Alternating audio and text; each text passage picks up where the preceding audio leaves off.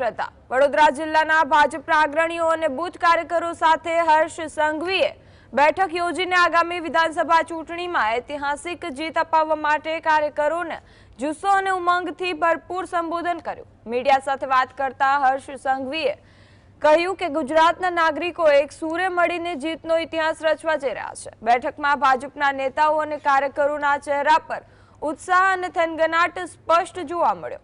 તેમણે જિલ્લાના વિકાસને અગ્રિમતા આપવાની વાત કરી અને ડ્રેનેજ કંટ્રોલ અંગે જણાવ્યું કે ભાજપમાં બધા જ લોકો એક પરિવાર છે અને દુનિયાનું સૌથી મોટું સહકુટુંબ એટલે ભારતીય જનતા પાર્ટી છે।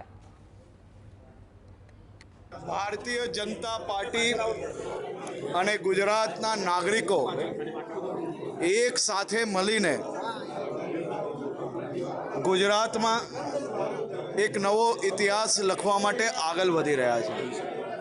બધા જ લોકો એક પરિવાર છે અને ખાસ કરીને હું આપને કહેવા માંગુ છું કે દુનિયાનું સૌથી મોટું સહકુટુંબ એટલે ભારતીય જનતા પાર્ટી અને ગુજરાતની જનતા છે।